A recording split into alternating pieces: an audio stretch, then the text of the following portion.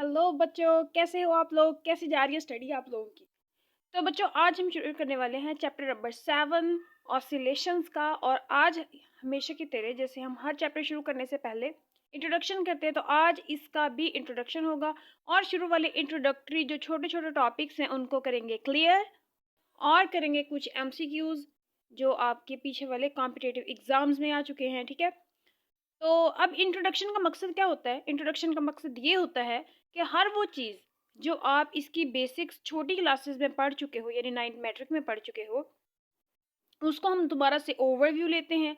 और उन चीज़ों को सारों को एक दफ़ा रिवाइज करने का फ़ायदा यही होता है कि फिर आप इस चैप्टर में जो आप नया पढ़ने वाले हो हाई लेवल का, उसको अच्छे से फ्लो आपका जारी रहे। ठीक है, किसी भी चीज़ में कॉन्सेप्ट का मसला ना हो आपका। ठीक है, तो बगैर देर किए हम शुरू करते हैं क्या? अपना इंट्रोडक्शन। अब इंट्रोडक्शन टू ऑसिलेशन है, ठीक है, लेकिन ऑसिलेशन से पहले ना हम एक मोशन को डिस्कस करते हैं, और उस मोशन का नाम है periodic motion. Periodic motion,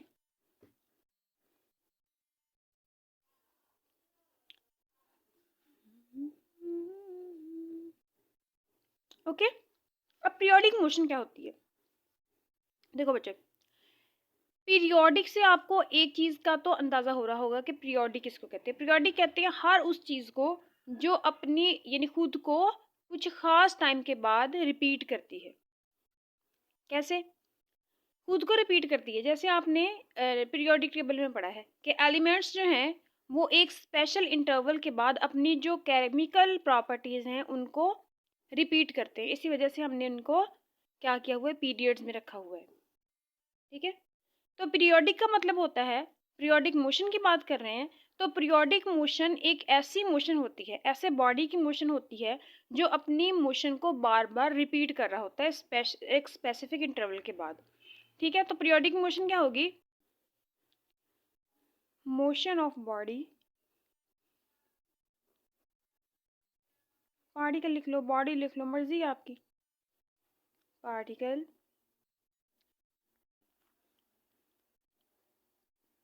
which is repeated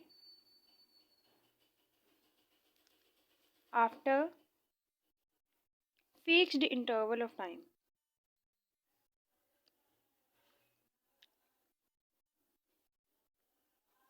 okay, अब इसकी एग्जांपल क्या है? देखो, इसकी एग्जांपल है कि समझो आप रोजाना नाश्ता करते हो 7 बजे।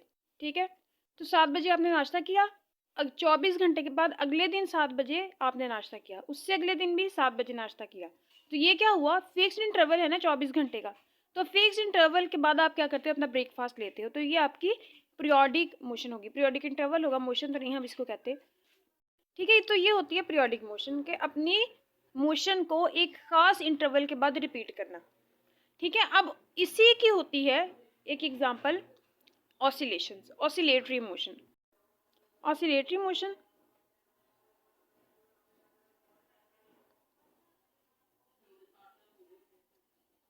अब ऑसिलेटरी मोशन कौन सी होती है? ऑसिलेटरी मोशन ऐसी मोशन होती है, पीरियोडिक मोशन की एक ऐसी किस्म है जिसके अंदर जो बॉडी होता है वो टू एंड फ्रो मूव करता है। ठीक है, क्या? To and fro motion of particle. ठीक है, जैसे क्या? अब इसकी एग्जांपल्स आपने पढ़ी हुई हैं, क्या क्या भला?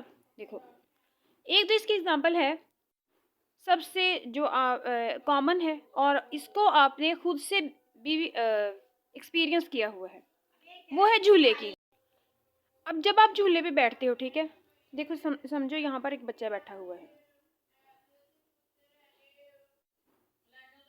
ठीक है, यहाँ पर बच्चा बैठा हुआ है, तो जब आप पीछे से इसको पुश करते हो तो ये आगे की तरफ आता है। ठीक है, समझो ये इस तरफ को ऐसे मूव कर रहा है।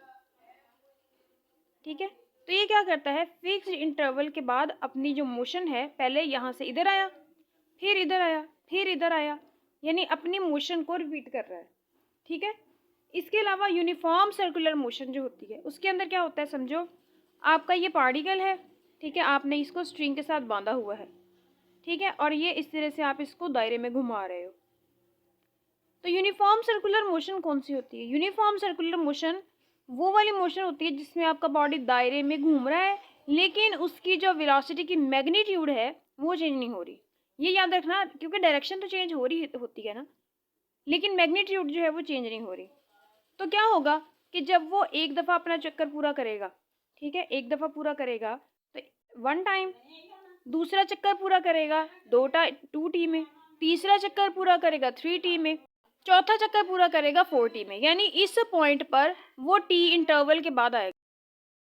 इसी तरह से पेंडुलम जो होता है, ठीक है, यहाँ पर इसकी स्ट्रिंग होती है और ये इसका बॉब लगा होता है यहाँ पर। तो क्या होगा कि जब आप इसको ऐसे टू एंड फ्रॉम मोशन, यानी इसको उठा के यहाँ पे डिस्प्लेस करोगे तो वो दोबारा इस तरह से अपने मोशन को रिपीट करेगा। इसको हम कहते हैं ऑसिलेशंस, ठीक है, इसको हम कहते हैं to and fro motion of body, ठीक है।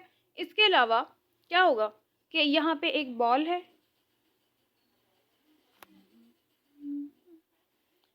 ठीक है, आप यहाँ पे क्या करते हो, यहाँ पर एक बॉल, ये बॉल है, ये बॉल है, ये गेंद है, इसके अंदर इस गेंद को उठाकर आप यहाँ पर ले आओ और यहाँ से इसको डिस्प्लेस कर दो, वो दोबारा से ऐसे मूव करना शुरू कर देगी, यहाँ से यहाँ, यहाँ से यहाँ, यहाँ से यहाँ। ये होती है क्या, ये भी क्या होगी, ऑसिलेशन होगी। तो यहाँ से इसका मतलब ये है कि पीरियोडिक मोशन जो होती है ना, सारी ऑसिलेशंस जो होती हैं वो पीरियोडिक मोशन होती हैं, लेकिन सारी पीरियोडिक मोशन ऑसिलेटरी मोशन नहीं होती, ठीक है। अब ये वाली जो है ये टू एंड फ्रो तो नहीं है ना, ये तो गोल घूम रही है, तो इस वजह से ये क्या होगी, ये होगी पीरियोडिक मोशन, ये पीरियोडिक होगी। जबकि ये तीनों जो हैं ये टू एंड फ्रो, आगे पीछे मेन पोजीशन के इर्द गिर्द मूव कर रहे हैं, तो ये जो होंगी वो ऑसिलेशन होगी, ये पीरियोडिक होगी। तो यहाँ से आपको एक चीज़ पता चल गई कि हर वो मोशन जो टू एंड फ्रो हो तो वो पीरियोडिक मोशन की ही एक एग्जांपल है। अब क्या सारी ऑसिलेटरी मोशंस जो होती हैं वो पीरियोडिक मोशंस होती हैं? सारी नहीं होती, ठीक है। कभी कभी ऐसे होते, सिर्फ वो होती हैं जिसके अंदर एनर्जी जो है वो कंजर्व रहे, ठीक है, एनर्जी लूज ना हो, कि जितनी आपने एनर्जी दी है वो फ्रिक्शन की वजह से लूज ना हो। अब अगर आपके फ्रिक्शन की वजह से कोई एनर्जी लूज हो रही है, जैसे हमने प्रैक्टिकली भी ये देखते हैं कि जैसे हम पेंडुलम को यहाँ पे डिस्प्लेस करते हैं, पहले वो तेज तेज तेज तेज, फिर उसका आहिस्ता आहिस्ता उसका एम्पलीट्यूड जो है वो कम होता जाता है। क्यों? क्योंकि वो जो एयर रेजिस्टेंस होती है उसके खिलाफ काम कर रहा होता है, ठीक है। आहिस्ता आहिस्ता इनका एम्पलीट्यूड कम होता जाता है और एक टाइम पे भी बिल्कुल रेस्ट पे आ जाते हैं। तो इसका मतलब क्या हुआ कि फ्रिक्शन की वजह से इसकी जो एनर्जी है वो लूज हो गई है। तो ऐसी ऑसिलेशंस को हम कहते हैं डैम्प्ड ऑसिलेशंस, ठीक है। क्या? Damped oscillations. अब डैम्प्ड ऑसिलेशंस कौन सी होती हैं? ये वो ऑसिलेशंस होती हैं जिसके अंदर आपके जो ऑसिलेट करता हुआ जो बॉडी होता है उसकी कुछ एनर्जी अगेंस्ट द फ्रिक्शन काम करने में यूज हो जाती है, ठीक है। तो ये वाली पीरियोडिक मोशन नहीं होती। पीरियोडिक मोशन वो होती है सिर्फ जिसके अंदर एनर्जी जो है वो आपकी कंजर्व रहे, एनर्जी जो है वो फ्रिक्शन के खिलाफ काम करते हुए ज़ाया ना हो। तो बच्चे अब आपने यहाँ पर देखा, ठीक है, ये है ऑसिलेटरी मोशन जिसमें ये जो बॉडीज हैं वो हमेशा ही अपनी एक स्पेशल पोजीशन की तरफ मूव करने की कोशिश करती हैं, ठीक है। और इस स्पेशल पोजीशन जिसकी तरफ ये सारी मूव करने की कोशिश करती हैं उसको हम कहते हैं मेन पोजीशन। सारी कैसे? देखो, समझो आप इस पीरियोडिक टेबल को डिस्प्लेस करके यहाँ पर ले आए, ठीक है, तो ये इस डायरेक्शन में मूव करेगा। अगर ये इस डायरेक्शन में ले आए हो, यहाँ पर ले आए हो, यानी यहाँ पे रुकता नहीं है, आगे चला जाता है, तो फिर ये यहाँ पर आएगा और रुकेगा हमेशा इस पॉइंट पर आके। इसी तरह ये बॉल जो है, गेंद जो है वो इस बॉल के अंदर ऐसे मूव तो करेगी लेकिन रुकेगी कहाँ पर? मेन पोजीशन पर आके। हमेशा ये मूव करेगी टुवर्ड द मेन पोजीशन। तो ये जो पोजीशन होती है इसको हम इसकी क्या कहते हैं? बॉडी की मेन पोजीशन कहते हैं या फिर इक्विलिब्रियम पोजीशन कहते हैं। अब मेन पोजीशन क्या होती है, अब हम उसको देख लेते हैं। What is main position?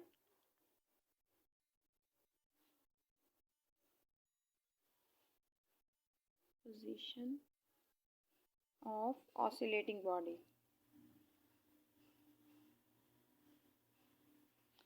Equilibrium position कौन सी होती है? इक्विलिब्रियम में आपने पढ़ा था ना, इक्विलिब्रियम पोजीशन वो होती है जहां पर बॉडी पर लगने वाली तमाम फोर्सेस की का जो रिजल्टेंट होता है वो जीरो होता है। ऐसा ही था। मीन पोजीशन क्या आएगा? Mean position is place where resultant of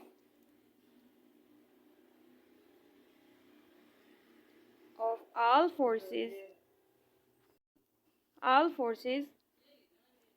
acting on it on body is zero। ठीक है, अब जीरो कैसे होती है? अब जो डिफरेंट बॉडीज ऑसिलेट कर रही होती है ना, हम उसमें देखते हैं कि कैसे उनकी मेन पोजीशन पर रिजल्टेंट जीरो होता है। देखो यहाँ पर समझो ये पेंडुलम है, ठीक है, और यहाँ पर इसकी बॉब लटकाई हुई है, इसका मैस है m, ठीक है। देखो डाउनवर्ड डायरेक्शन में इस पर लग रहा है वेट mg और अपवर्ड डायरेक्शन में इस पर लग रही है टेंशन।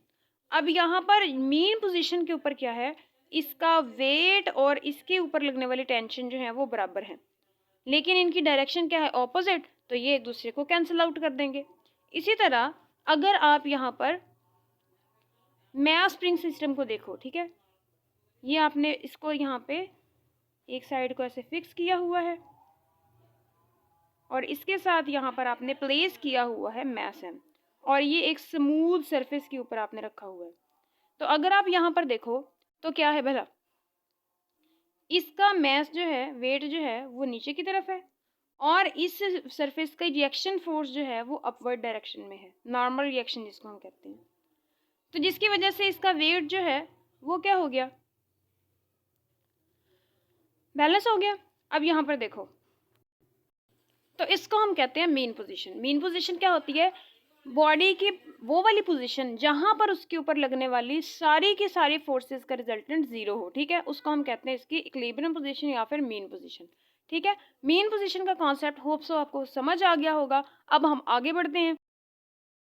जो अब आपने अभी तक जो पढ़ा है वो पढ़ा है ऑसिलेशंस, ठीक है। अब आपने पढ़ना है simple harmonic motion. Simple harmonic motion क्या होती है?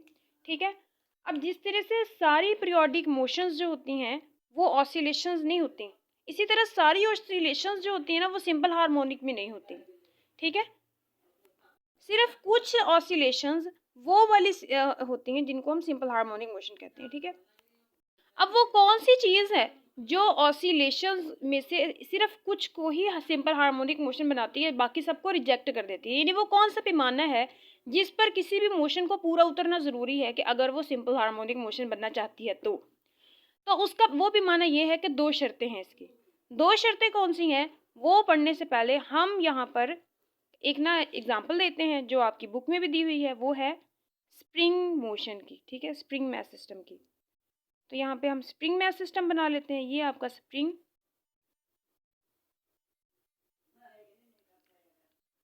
ठीक है, और यहाँ पर आपने इसको मैस को रखा हुआ है,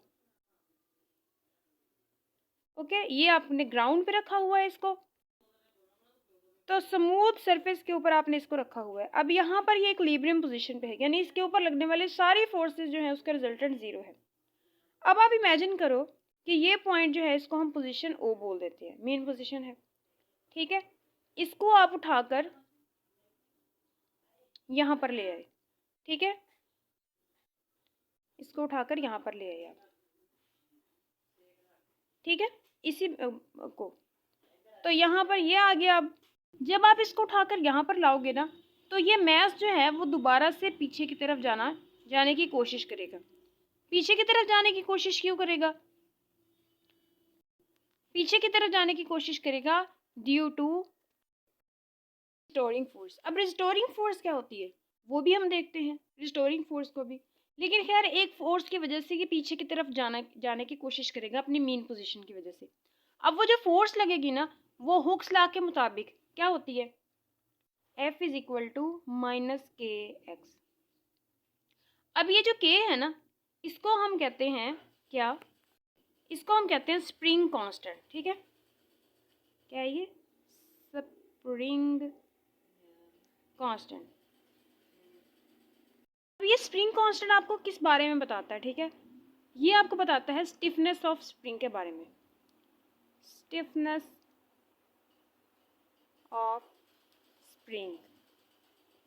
ठीक है, क्योंकि पहले तो हम इस इक्वेशन जो है इसका पोस्टमार्टम करते हैं ना, पहले हम ये देखते हैं कि ये इक्वेशन आपको क्या क्या बताती है और इसमें जो टर्म्स यूज़ हुई हैं उनका मतलब क्या है। ठीक है, यानी के जो है वो आपके पास स्प्रिंग कांस्टेंट होता है, बताता आपको किस बारे में है, स्टिफनेस ऑफ स्प्रिंग के बारे में। अब स्टिफनेस के बारे में कैसे बताता है, स्टिफनेस के बारे में आपको बताता है कि जो आपका स्प्रिंग ज़्यादा स्टिफ होगा, ज़्यादा सख्त होगा, उसके लिए स्प्रिंग कांस्टेंट के जो है वो बड़ा होगा, और जिसकी जो आपका थोड़ा लूज होगा उसके लिए स्प्रिंग कांस्टेंट जो है वो छोटा होगा। ठीक है, इसकी वैल्यू छोटी होगी। अब ये कैसे होगा, ये हम एंड पे करेंगे क्वेश्चन एमडी कैट का, फिर वहाँ पे आपको मैं समझाऊंगी अच्छे तरीके से। ठीक है, अभी के लिए आप सिर्फ इतना ही समझ लो। और ये एक्स जो है वो आप क्या है, वो है displacement from mean position, displacement from mean position.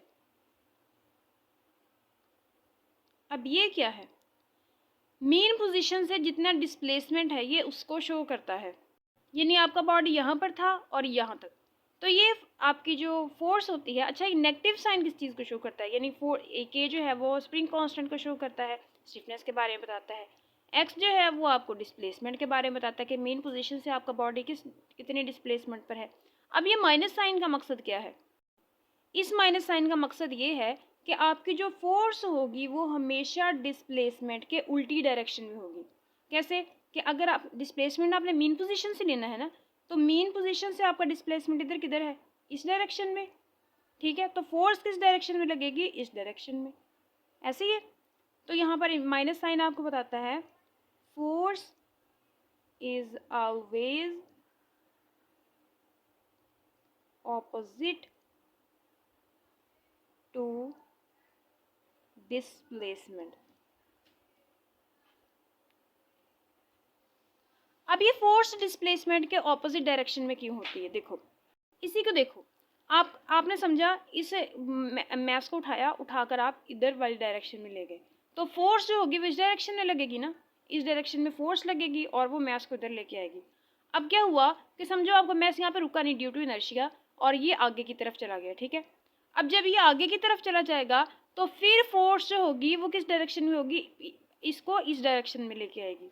ठीक है, यानी अगर आपका बॉडी इस डायरेक्शन में था तो फोर्स इस डायरेक्शन में, अगर डिस्प्लेसमेंट इस डायरेक्शन में था तो यानी अगर आपका डिस्प्लेसमेंट, चलो मैं इसको यहाँ से शो करती हूँ, अगर डिस्प्लेसमेंट की डायरेक्शन ये है, ठीक है, तो फोर्स की डायरेक्शन क्या होगी, फोर्स की डायरेक्शन ये वाली होगी। ठीक है, यानी अगर डिस्प्लेसमेंट इस डायरेक्शन में तो फोर्स इस डायरेक्शन में, अगर डिस्प्लेसमेंट इस डायरेक्शन में तो फोर्स इस डायरेक्शन की। हमेशा ही आपकी जो स्टोरिंग फोर्स होगी वो अपनी डिस्प्लेसमेंट के ऑपोजिट डायरेक्शन में होगी। तो इस इक्वेशन से यानी F is equal to minus k x. अब ये क्या है, ये कांस्टेंट है, इसको आप हटा दोगे तो यहाँ पे प्रोपोर्शनैलिटी का साइन आ जाएगा, तो F डायरेक्टली प्रोपोर्शन है माइनस एक्स के। ठीक है, तो पहली कंडीशन जो आपको सिंपल हार्मोनिक मोशन की मिलती है ना, वो यहीं से मिल जाती है। वो क्या है कि जो फोर्स है, रीस्टोरिंग फोर्स हमेशा डायरेक्टली प्रोपोर्शनल है डिस्प्लेसमेंट के मेन पोजीशन से जितना ज़्यादा फासला होगा, रीस्टोरिंग फोर्स भी उतनी ही ज़्यादा होगी, लेकिन होगी ऑपोजिट डायरेक्शन में। कैसे, देखो समझो आप ना यहाँ पे वीडियो देख रहे हो और उसको पॉज करके देखो थोड़ा सा, यानी उसकी ना स्पीड को स्लो करके देखो, देख रहे हो यहाँ पर आपका स्प्रिंग पड़ा था, आप इसको उठा के इधर लेके आए और यहाँ से छोड़ दिया, तो यहाँ पे डिस्प्लेसमेंट मैक्सिमम था, तो आपका बॉडी जो है उसके ऊपर लगने वाली फोर्स जो थी वो भी मैक्सिमम होगी, और जैसे जैसे डिस्प्लेसमेंट कम होता जाएगा वैसे वैसे फोर्स जो होगी वो क्या हो जाएगी, कम होती जाएगी, और मीन पोजीशन पे आके ये जीरो हो जाएगी। सिंपल हार्मोनिक मोशन की यहाँ पे आपको पहली कंडीशन लिख के दिखा देते हैं कि force is directly proportional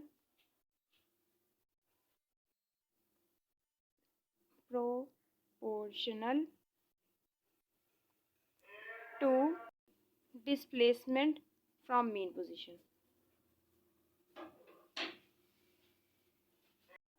Displacement from mean position. Okay, right. अब हमने बात करनी है इसकी दूसरी कंडीशन की। ये पहली कंडीशन पूरी होगी कि जो बॉडी आपका ऑसिलेट कर रहा है, हमेशा ही उसके ऊपर लगने वाली रिस्टोरिंग फोर्स जो है वो उसकी मीन पोजीशन से डायरेक्टली डिस्प्लेसमेंट के डायरेक्टली प्रोपोर्शनल हो। आप बॉडी को मीन पोजीशन से उठाकर जितना दूर लेके जाओ, उस पर लगने वाली फोर्स भी उतनी ही ज्यादा हो जाए। अब अगर आपने सेकंड कंडीशन की बात करनी है तो हम उसी हुक्स लॉ को लेंगे। वो क्या है आपके पास, F is equal to minus k x. ठीक है, अब आपके पास न्यूटन सेकंड लॉ के मुताबिक एक और भी तो इक्वेशन होती है, F is equal to m a, याद है ना। तो इस F की जगह पे हम ये एम ए लगा देते हैं, तो is equal to minus k x. अब यहाँ से आपके पास ये मैथ जो है वो इधर डिवाइड हो जाएगा आके, तो ये आपके पास हो जाएगा acceleration is equal to minus k over m x. अब बेटा यहाँ पर देखो, जो आपका के है वो है कांस्टेंट ऑफ प्रोपोर्शनैलिटी, और ये स्टिफनेस कांस्टेंट होता है, यानी इसको हम स्प्रिंग कांस्टेंट कहते हैं। मैस भी किसी बॉडी का कांस्टेंट होता है, ये तो चेंज नहीं ना होता। तो फिर हम क्या करेंगे कि ये दोनों कांस्टेंट हैं, जब हम इन दोनों को हटाएंगे तो ये यहाँ पे प्रोपोर्शनैलिटी का साइन आ जाएगा ना। तो दूसरी कंडीशन आपके पास ये है। अब ये मैथमेटिकल कंडीशन तो आ गई, ऑफ कोर्स इसको थ्योरेटिकली भी समझते हैं। कॉन्सेप्ट इसके अंदर क्या छुपा हुआ है, कॉन्सेप्ट इसके अंदर ये छुपा हुआ है कि सादी सादी जो बात नजर आ रही है वो तो ये है कि एक्सेलरेशन जो है वो डायरेक्टली प्रोपोर्शनल है किसके, displacement from the mean position के। और बेटा एक बात याद रखना, हमेशा ही जब आप मोशन लेते डिस्प्लेसमेंट लेते हो सिंपल हार्मोनिक मोशन में या ऑसिलेशन में, तो आप जो डिस्प्लेसमेंट लेते हो ना, मेजर करना शुरू करते हो वो मीन पोजीशन से शुरू करना करते हो। ठीक है, तो इसका मतलब ये है कि यहाँ पर एक्सेलरेशन जो है वो डायरेक्टली प्रोपोर्शनल है किसके भला, डिस्प्लेसमेंट के। एक्सेलरेशन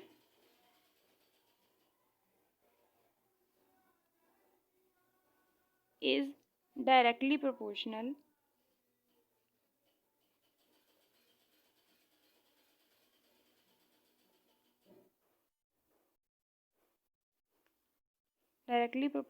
to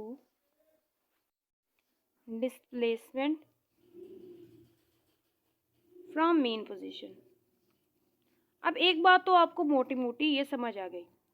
अब दूसरी बात क्या आपको बताता है, पोजीशन। एक तो मैं जब बात करने लगती हूँ तो मुझे स्पेलिंग भूल जाते हैं, बस ये जिनकी रैम कम होती है दिमाग में, हम जैसों की, उनका यही मसला होता है, एक टाइम में दो काम नहीं वो कर सकते।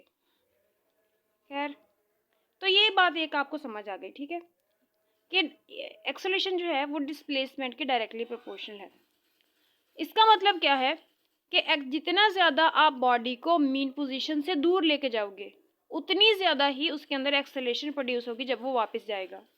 ऐसा ही होगा ना, यानी जैसे जैसे वो वापस जाएगा, ठीक है, वैसे वैसे उसके अंदर एक्सेलरेशन ज़्यादा प्रोड्यूस होगी। लेकिन जैसे जैसे वो मीन पोजीशन के पास जाता जाएगा, एक्सेलरेशन कम भी होती जाएगी। कैसे कि डिस्प्लेसमेंट के डायरेक्टली प्रोपोर्शनल है। ज़्यादा डिस्प्लेसमेंट ज़्यादा एक्सेलरेशन, कम डिस्प्लेसमेंट हो गया तो कम एक्सेलरेशन हो गई, कम डिस्प्लेसमेंट हो गया तो कम एक्सेलरेशन, होते होते मीन पोजीशन पे जाके एक्सेलरेशन जो होगी वो ज़ीरो हो जाएगी। तो आपसे एमडी कैट में भी 2 दफ़े से पूछी हुई है, 2018 में आई थिंक। मीन पोजीशन पे जाके, यानी मीन पोजीशन पे डिस्प्लेसमेंट जो ज़ीरो हो जाना है तो एक्सेलरेशन भी ज़ीरो। ठीक है, ठीक है, तो इसका मतलब है acceleration directly proportional to displacement from mean position. ठीक है, अब ये नेगेटिव साइन आपको किस बारे में बताता है, नेगेटिव साइन आपको बताता है कि एक्सेलरेशन जो होगी वो हमेशा टुवर्ड द मीन पोजीशन होगी। टुवर्ड द मीन पोजीशन कैसे, कि अगर मैं यहाँ पर जल्दी जल्दी से एक दोबारा से आपका स्प्रिंग मैथ सिस्टम बना दूँ, इसको उठा के समझो आप यहाँ पर ले आए हो। ठीक है, तो क्या होगा, डिस्प्लेसमेंट की डायरेक्शन ये है ना, तो एक्सेलरेशन की डायरेक्शन हमेशा टुवर्ड द मीन पोजीशन होगी। सही है, हम ये भी कह सकते हैं कि acceleration is always directed toward the mean position, और ये भी कह सकते हो कि acceleration is always opposite to the displacement from the mean position. ठीक है, जिन दोनों में से जो आपको इजी लगे आप वो रख लेना। ठीक है, तो एक बात ये कि acceleration is directly proportional to displacement from mean position and it is always directed toward mean position, always directed toward mean position. अब ये आपने कंफ्यूज नहीं होना इन चीज़ों में। हम ये इन सारी चीज़ों को ना वेलोसिटी, फोर्स और एक्सेलरेशन को अलग अलग करके हेडिंग्स बना के डिस्कस करेंगे, ताकि आपका कॉन्सेप्ट, क्योंकि ये बहुत कंफ्यूजिंग है, बच्चों को इस बात में कन्फ्यूजन हो जाती है कहाँ पे एक्सीलरेशन मैक्सिमम है, कहाँ पे वेलोसिटी मैक्सिमम है, कहाँ पे फोर्स मैक्सिमम है, और इसी कन्फ्यूजन का फ़ायदा उठाकर आपको फंसा देते हैं एग्जामिनेशन में। ज़्यादातर एमडी कैट में ऐसे कंफ्यूजिंग क्वेश्चन आते हैं, और हालांकि ये सीधे सीधे होते हैं, कोई भी कैलकुलेशन नहीं होती, लेकिन फिर भी बच्चे फंस जाते हैं क्योंकि उनको समझ नहीं आ रही होती। वेलोसिटी, एक्सीलरेशन, फोर्स, ये तीन चीज़ों का गेम है। बेसिकली गेम जो है ना वो सिर्फ फोर्स का ही है। बाकी दो चीज़ें जो एक्सेलरेशन और वेलोसिटी है ना वो फोर्स से ही रिलेटेड है। अगर आपको फोर्स का कॉन्सेप्ट समझ आता है ना तो फिर एक्सेलरेशन और वेलोसिटी तो आपके लिए बस एम बाएं हाथ का खेल है। लेकिन अगर आपको फोर्स का समझ ना आया फिर आपके लिए ये गड़बड़ हो जाएगी। लेकिन हम करेंगे, उसको अच्छे से क्लियर करने की कोशिश करेंगे ताकि आपका 1% भी कॉन्सेप्ट जो है वो यानी क्लियर होने से रह ना जाए। ठीक है, चलो शाबाश। Toward mean position. अभी कंफ्यूज नहीं होना आपने, अभी नहीं समझना कि हाँ ये क्या। ये दो कंडीशन हो गई, एक आपने पीछे देखी, एक आपने अब देखी। तो ये आपको यानी एक ऐसी मोशन, ऑसिलेटरी मोशन, जिसके अंदर ये दोनों कंडीशंस पूरी हो रही हों, ठीक है, वो आपके पास क्या होती है, सिंपल हार्मोनिक मोशन होती है। सिंपल हार्मोनिक मोशन की यही खुलासा है। तो इन्हीं दो कंडीशंस को हम जोड़ के लिख लेते हैं कि पहली है force directly proportional to displacement and always opposite to the displacement, और दूसरी है acceleration is always directly proportional to displacement but toward the mean position. ठीक है, अब एक्सेलरेशन और फोर्स सही है। तो अब आपने ना इसको अलग अलग से हम इनकी जो कैरेक्टरिस्टिक्स है ना, कैरेक्टरिस्टिक्स समझ लो, कुछ भी समझ लो, हम उनको करते हैं डिस्कस। ठीक है, डिफरेंट वेरिएबल्स समझ लो। ठीक है, वेरिएबल्स हम डिस्कस करते हैं एसएचएम के अंदर। वो कौन से हैं, फोर्स, एक्सेलरेशन और वेलोसिटी, तीन चीज़ें हैं। सिर्फ फोर्स की समझ आ गई तो एक्सेलरेशन और वेलोसिटी तो बाएं हाथ का खेल है, उसको तो आप चुटकियों में कर लोगे। तो चलो फिर समझते हैं, देर किस बात की है। तो बच्चों सबसे पहला वेरिएबल और मोस्ट इम्पॉर्टेंट वेरिएबल जिसको आपने डिस्कस करना है वो है फोर्स। उसके लिए हम हमेशा की तरह इस्तेमाल करेंगे स्प्रिंग मैथ सिस्टम को। ठीक है, समझो ये यहाँ पर था और यहाँ पर आगे आपने मैथ लगाया हुआ है जिसका मैथ है एम। ठीक है, अब ये मीन पोजीशन पर है तो इसको हम कह देते हैं ओ। ठीक है, अब समझो कि आपने क्या किया कि इसको डिस्प्लेस करके ले आए यहाँ पर।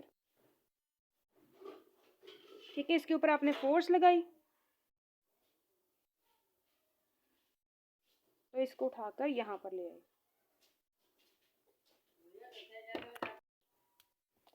तो अब यहाँ से उठा के आप इसको इस डायरेक्शन में ले आते हो। ठीक है, इस पॉइंट पर। अब ये क्या है, इतना इतना आपने डिस्प्लेसमेंट कवर किया है मेन पोजीशन से, यानी ये मेन पोजीशन थी ना, यहाँ पर इतनी इतनी एक्स कवर किया है ना, तो फोर्स जो है वो डायरेक्टली प्रोपोर्शनल है एक्स के। अब फोर्स ज़्यादा लगेगी और फोर्स की डायरेक्शन क्या होगी, एक्स की डायरेक्शन है ये वाली। ठीक है, मेन पोजीशन से इधर को फोर्स की डायरेक्शन क्या होगी, ऑपोजिट डायरेक्शन में, यानी इस डायरेक्शन में आप पर फोर्स लगेगी। सही है, अब इस यहाँ पर आपने क्या पढ़ा था, force directly proportional to displacement. इसका मतलब है यहाँ पर मैक्सिमम फोर्स होगी क्योंकि एक्सट्रीम पोजीशन है।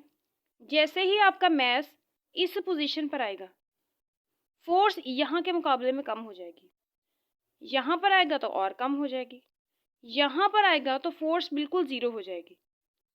ठीक है, तो फोर्स का आपको समझ आ गया कि जैसे जैसे आपका डिस्प्लेसमेंट मीन पोजीशन से कम होता जाएगा आपकी रिस्टोरिंग फोर्स जो है वो पहले के मुकाबले में कम होती जाएगी, कम होती जाएगी। एक टाइम पे जब आपका मैस जो है वो दोबारा से ओरिजिनल पोजीशन पे आ जाएगा तो यहाँ पर लगने वाली जो फोर्स होगी वो कितनी हो जाएगी, ज़ीरो। लेकिन अब ये ना समझना कि यहाँ पर फोर्स ज़ीरो हो गई है तो बॉडी आगे नहीं जा पाएगा। बॉडी आगे जाएगा, अपने इनर्शिया की वजह से बॉडी आगे जाएगा। अब यहाँ से क्या होगा कि इनर्शिया की वजह से यहाँ पे रुक तो वो नहीं पाएगा बल्कि आगे की तरफ चला जाएगा। अब आगे की तरफ गया तो यहाँ पर कुछ ऐसा सीन हो जाएगा, यानी अब समझो आपका बॉडी जो है, मैस जो है वो इस पॉइंट पर आ गया है। ओके, इसको हम कहते हैं इसकी एक्सट्रीम पोजीशन। ठीक है, पीछे वाली। अब क्या होगा, अब होगा ये कि अब फिर से आपका बॉडी जो है उसका डिस्प्लेसमेंट कितना हो गया है, इस डायरेक्शन में हो गया इतना इतना इतना इतना हो गया ना, यानी डिस्प्लेसमेंट कितना है, इतना इतना इस डायरेक्शन में। तो फोर्स कितनी लगेगी, फोर्स लगेगी इस डायरेक्शन में। फोर्स की डायरेक्शन क्या होगी, इस ये वाली, ऐसे। अब इसका मतलब क्या है, इसका मतलब ये है कि ये फोर्स हमेशा आपके बॉडी को चाहती है कि वो मीन पोजीशन पर रहे। अगर वो मीन पोजीशन से इधर राइट में है तो वो लेफ्ट डायरेक्शन में ले जाना चाहेगी, अगर वो लेफ्ट में है तो उसको राइट में ले जाना चाहेगी। सही है। और इसी फोर्स को हम क्या कहते हैं, रिस्टोरिंग फोर्स कहते हैं। रिस्टोरिंग फोर्स क्या होती है, वो फोर्स जो बॉडी को उसकी मीन पोजीशन की तरफ ले जाती है, उस फोर्स को हम कहते हैं रिस्टोरिंग फोर्स। और ये वही फोर्स है। सही है, समझ आ गई। अब हम आगे जिस क्वांटिटी का जिक्र करेंगे, एक्सप्लेनेशन पढ़ेंगे, वो है एक्सेलरेशन। क्योंकि फोर्स और एक्सेलरेशन आपस में क्या होते हैं, डायरेक्ट रिलेशन में होते हैं। ठीक है, F is equal to m में। तो वही फोर्स, जिस तरह डायरेक्शन में फोर्स होगी वही उसी डायरेक्शन में एक्सेलरेशन होगी। अब उसको भी देखते हैं। अब एक्सेलरेशन में भी हम वही कंसीडर करेंगे कि समझो यहाँ पर आपका बॉडी जो है वो मीन पोजीशन पर पड़ा है। ठीक है, यहाँ पर डिस्प्लेसमेंट कितना है, 0 है। इसको आप उठाते हो, उठाकर इस पॉइंट पर ले जाते हो। ठीक है, अब देखो बेटा, फोर्स और एक्सेलरेशन जो है वो क्या होते हैं, आपस में रिलेटेड होते हैं। अब अगर फोर्स की डायरेक्शन इस यहाँ पर है तो इसका मतलब है एक्सेलरेशन की डायरेक्शन भी यही होगी। एक्सेलरेशन की डायरेक्शन कैसे होती है, उसके लिए आपको समझना पड़ेगा क्या बोला, उसके लिए आपको समझना पड़ेगा पॉजिटिव और नेगेटिव एक्सेलरेशन, रिटार्डेशन का कॉन्सेप्ट, और उसमें साइन कैसे यूज होते हैं। अगर तो टाइम के साथ साथ आपकी वेलोसिटी बढ़ रही है फिर तो आपकी एक्सेलरेशन जो होती है वो पॉजिटिव होती है और वेलोसिटी की डायरेक्शन में होती है। यानी अगर वो बढ़ रही है तो वेलोसिटी की डायरेक्शन में वही, एक्सेलरेशन की भी वही। लेकिन अगर वेलोसिटी टाइम के साथ साथ कम हो रही है तो फिर वेलोसिटी की डायरेक्शन अगर ये है तो एक्सेलरेशन की डायरेक्शन ये होती है। पहले आपने जब यहाँ से यहाँ लेके गए हो ना, अब आपने यहाँ पे आके छोड़ दिया तो बॉडी जो है वो आपका इस डायरेक्शन में जा रहा है, इस डायरेक्शन में जा रहा है, फोर्स इस डायरेक्शन में लग रही है। जब फोर्स इस डायरेक्शन में है तो वेलोसिटी क्या होगी, वेलोसिटी बढ़ रही है। ये तो जनरल है ना कि कोई चीज़ जा रही है, आप धक्का दो पीछे से इसको और उसकी वेलोसिटी जो है वो पहले के मुकाबले में ज़्यादा हो जाएगी। इस डायरेक्शन में फोर्स है, इसी डायरेक्शन में वेलोसिटी जो है वो इंक्रीज कर रही है, तो इसी डायरेक्शन में एक्सेलरेशन है। यहाँ पर आए मीन पोजीशन पर,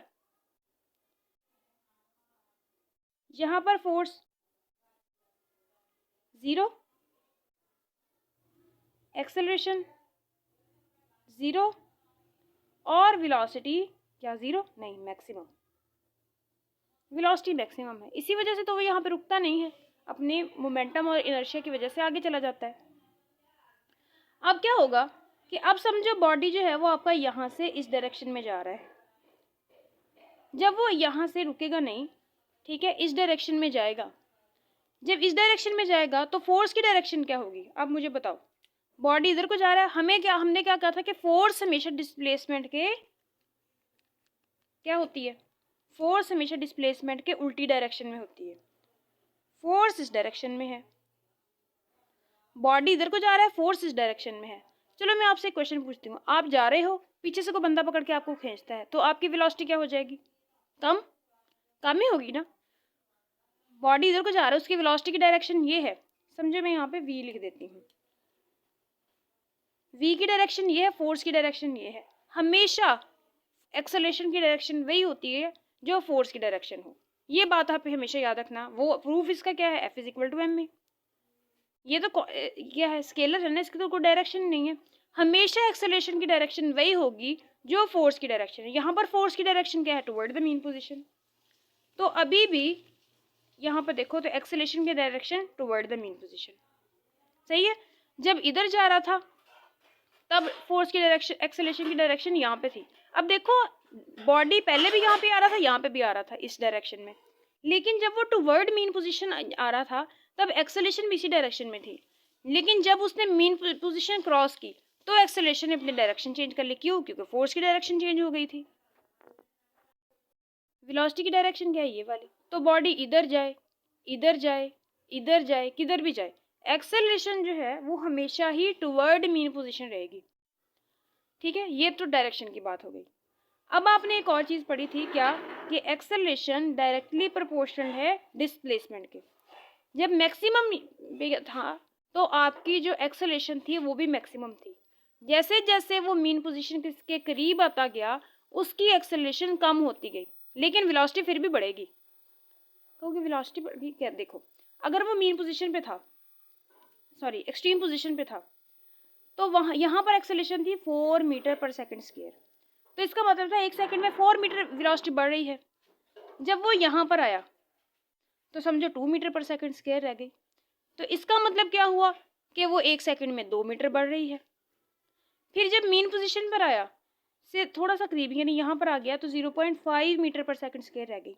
तो इसका मतलब है वेलोसिटी अभी भी बढ़ रही है, लेकिन अभी क्या है 0.5 बढ़ रही है 1 सेकंड में। सही है। जब ये डिस्प्लेसमेंट जो है वो मीन पोजीशन से बढ़ता जाएगा, फिर यहाँ पे डी एक्सेलेरेशन स्टार्ट हो जाएगी, नेगेटिव एक्सेलेरेशन बढ़नी शुरू कर देगी। ठीक है, वेलोसिटी में नेगेटिव चेंज आना शुरू हो जाएगा कि पहले यहाँ पे मीन पोजीशन की तरफ वेलोसिटी बढ़ रही थी, अब वेलोसिटी कम होनी शुरू कर देगी। ठीक है, अब एक्सेलरेशन की समझ आ गई आपको। अब वेलोसिटी का भी मैंने, मुझे पता है यहाँ पे हलवा पका ही दिया खैर, लेकिन हम उसकी अलग से हेडिंग देते हैं और उसको अलग से समझते हैं। ठीक है, तो बच्चों समझो यहाँ पर क्या है कि आपने रखा हुआ है मैथ्स। ठीक है, हमेशा की तरह आप इसको उठा के इधर ले गए, यहाँ पर लेके गए हो और यहाँ से आपने छोड़ दिया। जब आपने छोड़ा तो जब इस डायरेक्शन में फोर्स लगेगी, ठीक है, फोर्स इस डायरेक्शन में तो एक्सेलरेशन भी इस डायरेक्शन में, इसी डायरेक्शन में ना। अब फोर्स और एक्सेलरेशन की डायरेक्शन क्या है, सेम है ना, सेम ही होती है। तो आपका बॉडी खुद भी इधर को आ रहा है, फोर्स भी इधर को लग रही है, एक्सेलरेशन भी इस डायरेक्शन में है। तो क्या होगा, तो होगा ये कि आपकी वेलोसिटी जो है वो बढ़ेगी, टाइम के साथ साथ बढ़ती जाएगी बढ़ती जाएगी बढ़ती जाएगी। एक्सट्रीम पोजीशन पर वेलोसिटी जो होगी वो जीरो होगी, बढ़ती जाएगी, और एक टाइम आएगा आप यहाँ पर मीन पोजीशन पर आ जाओगे। मीन पोजीशन पर जब आओगे तो यहाँ पर वेलोसिटी फोर्स जो होगी वो भी जीरो हो जाएगी, क्योंकि वो डायरेक्टली प्रोपोर्शनल डिस्प्लेसमेंट के। एक्सेलरेशन भी जीरो हो जाएगी क्योंकि वो भी डायरेक्टली प्रोपोर्शनल डिस्प्लेसमेंट के। यहाँ पर डिस्प्लेसमेंट जीरो हो गया, दोनों जीरो हो गए, लेकिन वेलोसिटी यहाँ पर जीरो नहीं होगी, वेलोसिटी यहाँ पर मैक्सिमम रहेगी। इसी वजह से बॉडी जो होगा वो आगे की तरफ जाना शुरू कर देगा इस डायरेक्शन में। अब मोशन आपकी वेलोसिटी जो है वो इस डायरेक्शन में है, फोर्स जो है वो इस डायरेक्शन में है, तो क्या होगा, वेलोसिटी जो है वो कम होनी शुरू कर देगी। और जब आप एक्सट्रीम पोजीशन पर आओगे यानी इस पॉइंट पर, तो जब आप एक्सट्रीम पोजीशन पर आए तो यहाँ पर आपकी वेलोसिटी जो होगी, क्योंकि जैसे जैसे आप पीछे की तरफ आते गए आपकी वेलोसिटी कम होती गई, और यहाँ पर एक्सट्रीम पोजीशन पर आपकी वेलोसिटी जीरो हो गई। यहाँ से फिर से आपने इधर को सफ़र करना शुरू किया तो आपकी वेलोसिटी फिर बढ़ जाएगी। अब ये याद रखना कि एक्सेलरेशन और फोर्स जो होती है वो एक्सट्रीम पोजीशन पर क्या होती है, मैक्सिमम, लेकिन वेलोसिटी यहाँ पर जीरो। मीन पोजीशन पर फोर्स और एक्सेलरेशन जीरो होते हैं, लेकिन यहाँ पर वेलोसिटी मैक्सिमम। यानी एक्सेलरेशन और फोर्स जो है वो बहनें हैं, बहन भाई हैं, वेलोसिटी का इनके साथ फड्डा है। तो बस आपने ये याद रखना है, इस रिलेशन को याद रखोगे ना जब आप, तो फिर आपको वेलोसिटी याद रह जाएगी कि ये डिस्प्लेसमेंट के डायरेक्टली प्रोपोर्शनल है। तो जहाँ पर डिस्प्लेसमेंट जीरो वहाँ पर एक्सेलरेशन भी जीरो, फोर्स भी जीरो, और जहाँ पर ये जीरो वहाँ पर वेलोसिटी का राज चलता है, वहाँ पर वेलोसिटी मैक्सिमम। ठीक है, तो ये वेलोसिटी की समझ आ गई आपको। ठीक है, इसी तरह काइनेटिक एनर्जी और potential energy. Kinetic energy depend करती है किस पे, वेलोसिटी पे डिपेंड करती होती है ना। तो वेलोसिटी कहाँ पर मैक्सिमम होगी, एक्सट्रीम पोजीशन पर। बिल्कुल गलत, एक्सट्रीम पर नहीं, मीन पोजीशन पर। एक्सट्रीम पोजीशन पर वेलोसिटी जो होती है वो क्या होती है, जीरो। तो यहाँ पर काइनेटिक एनर्जी भी जीरो, काइनेटिक एनर्जी भी जीरो, क्योंकि वेलोसिटी जीरो। यहाँ पर वेलोसिटी मैक्सिमम तो काइनेटिक एनर्जी भी मैक्सिमम। और यहाँ पर क्योंकि काइनेटिक एनर्जी जीरो है तो potential energy maximum. Potential energy और काइनेटिक एनर्जी का आपस में फड्डा है, यहाँ पर भी पोटेंशियल एनर्जी जीरो क्योंकि यहाँ पर काइनेटिक एनर्जी मैक्सिमम है। सही है, तो kinetic energy, potential energy, velocity, acceleration, force, hope so आपको समझ आ गई होगी। आगे हम इसको टॉपिक वाइज भी पूरा टॉपिक है उसको हम डिस्कस करेंगे। अब हम चलते हैं अपने छोटे से टॉपिक की तरफ जिसमें आप time period, frequency, angular frequency वगैरह वगैरह डिस्कस करोगे। ठीक है, तो ये जो टॉपिक है इसमें आपसे कहा जाता है कि समझो आपने ना ये स्प्रिंग बैलेंस लगवाया हुआ है, ठीक है, साथ इसके ऐसे इसको वर्टिकली जोड़ा हुआ है, यहाँ पर आपने मैश लगाया हुआ है और मैश के पीछे वाली साइड पर आपने पॉइंटर लगाया हुआ है।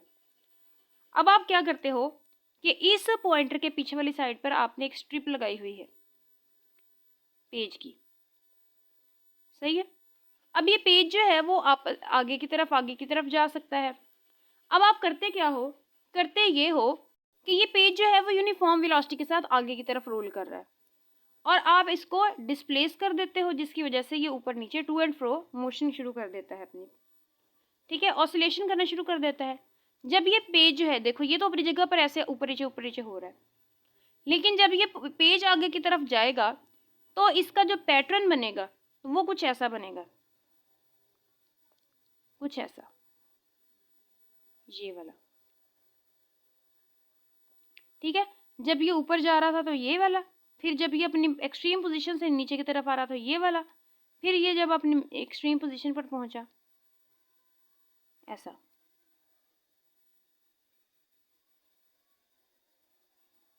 ओके, अब यहीं से आपने इनकी टर्म्स जो है वो देख रही है। सबसे पहले वाइब्रेशन क्या होती है, ठीक है।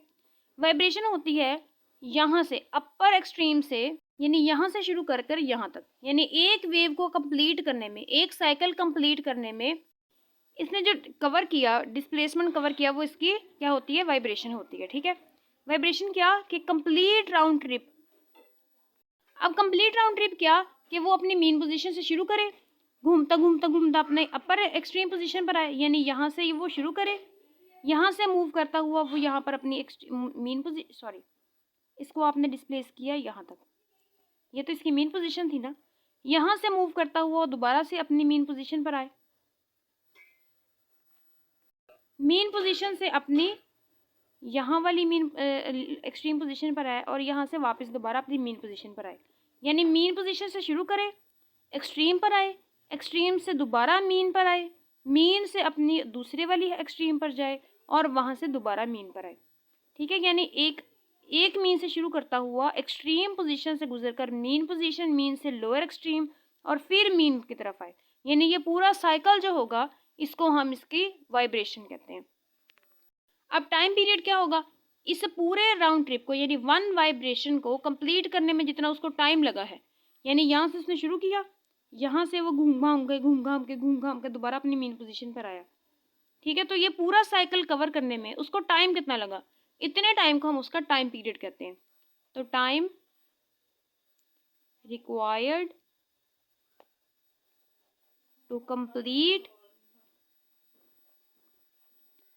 वन राउंड ट्रिप, ओके, ये आपके पास होता है इसका टाइम पीरियड, ठीक है। इसको शो करते हो आप टी से। अब आगे आ जाती है फ्रीक्वेंसी। बहन जी फ्रीक्वेंसी क्या होगी, फ्रीक्वेंसी होगी कि एक सेकंड के अंदर वो कितनी वाइब्रेशंस कंप्लीट करता है, ठीक है। एक सेकंड के अंदर कितनी वाइब्रेशंस कंप्लीट करता है, हम उसको कहते हैं time period. Number of vibrations in 1 second, right. अब ये होगी फ्रीक्वेंसी और इसका रिलेशन क्या होता है टाइम पीरियड के साथ, फ्रीक्वेंसी बराबर होती है 1/t के बराबर, ओके। अब अगला क्वेश्चन है, अगली जो टर्म है वो है एंगुलर फ्रीक्वेंसी। एंगुलर क्या होता है, एंगुलर होता है related frequency related to circular motion.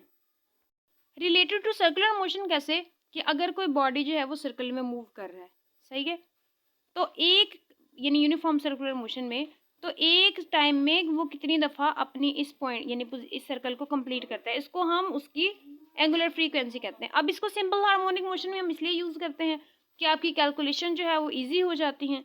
तो यहाँ पर एंगुलर फ्रीक्वेंसी जो होती है उसका फार्मूला होता है 2π/t, ठीक है, और यहाँ पे 2π और साथ में 1/t, तो यहाँ पर 2πf आ सकता है। तो ये एंगुलर फ्रीक्वेंसी है, ठीक है आपके, और इसको शो करते हैं आप ओमेगा के साथ, सही है। अब ये आपका टॉपिक जो है वो अल्लाह अल्लाह करके कंप्लीट हो गया है। अब हम करते हैं इसके क्वेश्चन। तो पहला क्वेश्चन जो आते ही आपका वेलकम करता है वो है ETEA 2017 का, ठीक है। अब 2017 में आपसे वो पूछता है कि अगर K1 और K2 दो स्प्रिंग हैं, ठीक है, एक का स्प्रिंग कांस्टेंट है K1, दूसरे का है K2। ठीक है, इसके साथ आप इसको साथ आपने मैथ्स लगाया हुआ है। ठीक है, आप इसको स्ट्रेच करते हो। ठीक है, तो स्ट्रेच जब किया तो इसका x1 तक किया, इसको x2 तक किया। अब आपसे वो कहता है कि अगर आपका K1 जो है वो बड़ा हो K2 से, तो फिर बताइए x1 और x2 कैसे होंगे, क्या ये इक्वल होंगे, कौन सा बड़ा होगा कौन सा छोटा होगा। देखो बेटा, यहाँ पर ना पीछे हुक्सला आपने पढ़ा था F is equal to minus KX, ये पढ़ा था। अगर आपने K निकालना हो तो ये इधर आ गया, force over displacement is equal to K। अगर हम थोड़ी देर के लिए नेगेटिव साइन को निगलेक्ट कर दे तो अब ये है फोर्स बाय डिस्प्लेसमेंट। इसका मतलब ये है कि आपको 1 मीटर को करने के लिए कितनी फोर्स चाहिए। ठीक है, अगर आपका कम फोर्स लगा के ज़्यादा डिस्प्लेसमेंट हो, यानी अगर फोर्स जितनी ज़्यादा होगी आपका K जो होगा वो इतने ज़्यादा होगा, ऐसे होगा। जितनी ज़्यादा फोर्स लगानी पड़ेगी आपको उतने ज़्यादा आपका K होगा। अब हम इसको थोड़े सा और लफ्ज़ों में भी समझ सकते हैं कि K आपको क्या बताता है, स्टिफनेस के बारे में बताता है। स्टिफनेस का मतलब है कि अगर आपको उतना ही डिस्प्लेसमेंट कवर करने के लिए फोर्स ज़्यादा लगानी पड़े तो जो K होगा वो ज़्यादा होगा, यानी ऊपर वाला बड़ा तो K भी बड़ा, K की वैल्यू भी बड़ी आएगी। इसका मतलब क्या है कि जिसका K बड़ा होगा, ज़्यादा होगा, उसकी डिस्प्लेसमेंट जो होगा वो कम प्रोड्यूस कराएगा। अब तीसरी वे से आप समझ सकते हो, अगर फोर्स जो है वो आप दोनों पे एक जितनी लगाओ, दोनों स्प्रिंग्स पर, तो ये क्या होगा, K इनवर्सली प्रोपोर्शनल होगा X के। सही है, K इनवर्सली प्रोपोर्शनल होगा ना। तो इसका मतलब है कि जिसका ज़्यादा K उसका डिस्प्लेसमेंट कम। तो अब K1 ज़्यादा है ना, तो इसका मतलब है कि इसका डिस्प्लेसमेंट भी ज़्यादा होगा। आगे ETEA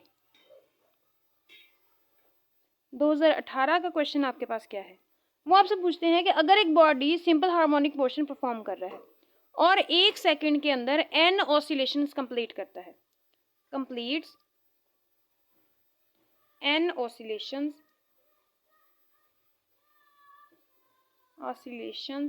इन 1 सेकेंड, तो आपने आप बताना है इसकी एंगुलर फ्रीक्वेंसी के बारे में कि एंगुलर फ्रीक्वेंसी इसकी कितनी होगी। तो बेटा पहले तो आपको पता होना चाहिए ना फ्रीक्वेंसी क्या होती है। फ्रीक्वेंसी यही होती है number of oscillations in 1 second. तो इसका मतलब है कि इसकी फ्रीक्वेंसी कितनी होगी, n होगी। एंगुलर फ्रीक्वेंसी का फॉर्मूला क्या होता है, 2πf। तो यहाँ पर क्या आ गया, 2πn, ये इसका आंसर होगा। सही है। अब अगला क्वेश्चन है आपके पास ETEA मेडिकल 2013 का ही, और वो आपसे पूछते हैं जी ETEA 2013, वो कहते हैं कि अगर आपका स्प्रिंग जो है वो पड़ा है, ठीक है, अनस्ट्रेच्ड कंडीशन में, यानी अभी इसको स्ट्रेच नहीं किया, तो इसकी जो लेंथ है वो है आपके पास 50 मिलीमीटर, यानी यहाँ तक मीन पोजीशन तक आपकी जो है वो 50 मिलीमीटर है। सही है।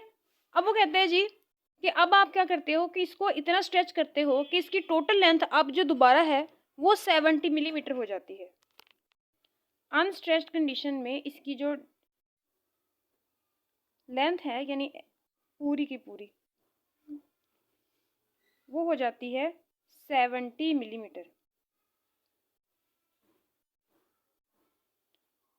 ओके, तो अब आपको के दिया हुआ है, के कहते हैं जी इसका है 400 न्यूटन पर मीटर। अब 400 न्यूटन पर मीटर पहले समझ लो, इसके यूनिट्स भी समझ आ जाएंगे। इसका मतलब ये है कि अगर आपने 1 मीटर तक इसको लंबा करना हो तो आपको 400 न्यूटन फोर्स लगानी पड़ेगी। न्यूटन पर मीटर का यही मतलब है ना कि अगर आपने 1 मीटर की स्ट्रेच इसके अंदर प्रोड्यूस कराना है तो 400 न्यूटन आपको फोर्स लगानी पड़ेगी। अब आपसे पूछते हैं वो क्या कि बताइए आपने टेंशन कितनी है, फोर्स कितनी है। तो बच्चे क्या आप बताओ फोर्स का फार्मूला क्या होता है, माइनस के एक्स, यही होता है एक्स के। तो आप बताओ ये वाला एक्स लगाओगे ये वाला एक्स लगाओगे, दोनों में से कोई भी नहीं लगाओगे। बेसिकली एक्स आप कितना लेते होते हो, एक्स आप लेते हो मेन पोजीशन से एक्सट्रीम पोजीशन तक, यानी आपका एक्स होगा सिर्फ यहाँ से लेकर यहाँ तक। ठीक है, इसकी मेन पोजीशन से कितना उसका फासला हुआ, इतना टोटल आपके पास कितना है 70, यानी एक्स आपके पास कितना होगा टोटल 70 है, इतना 50 है, तो आपको तो इतना इतना चाहिए ना, तो टोटल में से 50 मिलीमीटर माइनस कर दो।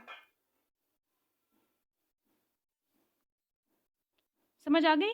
यानी आपने जो डिस्प्लेसमेंट लेना होता है ना, वो इतना पूरा नहीं लेना होता, मेन पोजीशन से लेना होता है कितना बड़ा है। ठीक है, मेन पोजीशन पे यहाँ पे तो displacement x is equal to 0 होता है, यहाँ से आगे लेना होता है।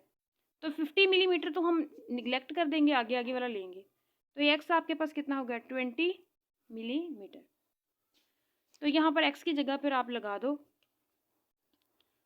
20 मल्टीप्लाई बाई 10⁻³ मिली की जगह पे, और k आपके पास आ गया 400। सही है। अब ये आपके पास फोर्स आ गई कितनी भला, 2 4 बार 8, तो मल्टीप्लाई बाई 10⁻⁻3, ये वाला 0, 10⁻1, और ये वाले 2 10⁻2, ये कैंसिल आउट हो गया, और ये आपके पास आ गया 8 न्यूटन। सही है। 2000 MD कैट 2018 में, ठीक है, एक्सलेशन के मुतालिक है, कह रहे which of the following option describe the acceleration of and velocity of particle at mean position. यानी मीन पोजीशन पर एक्सेलरेशन बताओ और वेलोसिटी बताओ। तो मीन पोजीशन पर एक्सेलरेशन क्या होती है, देखो एक्सेलरेशन डायरेक्टली प्रोपोर्शनल होती है डिस्प्लेसमेंट के। तो जहाँ पर डिस्प्लेसमेंट 0, मीन पोजीशन पर डिस्प्लेसमेंट 0 होता है ना, तो वहाँ पर एक्सेलरेशन 0 और वेलोसिटी मैक्सिमम। सही है। MD कैट 2019 में पूछा जाता है कि सिंपल हार्मोनिक मोशन है, तो आप बताओ कि एक्सेलरेशन जो होगी वो पार्टिकल की मैक्सिमम किस पॉइंट पर होगी। एक्सेलरेशन मैक्सिमम कहाँ पे होगी, जहाँ पर डिस्प्लेसमेंट मैक्सिमम होगा। डिस्प्लेसमेंट मैक्सिमम यानी at amplitude extreme position. Okay, KMU कैट जो है वहाँ पर आपसे पूछा जाता है सिंपल हार्मोनिक मोशन के अंदर रिस्टोरिंग फोर्स कहाँ पर मिनिमम होती है। रिस्टोरिंग फोर्स कहाँ पर मिनिमम होती है, कहाँ पर मिनिमम होती है, 0 होती है मीन पोजीशन पर। ठीक है, तो ये था आज का आपका लेक्चर इंट्रोडक्शन। होप सो कि आपको समझ आ गई होगी सारे कॉन्सेप्ट। मिलते हैं अगले लेक्चर में, तब तक के लिए आप अपना ख्याल रखना। अल्लाह हाफिज़।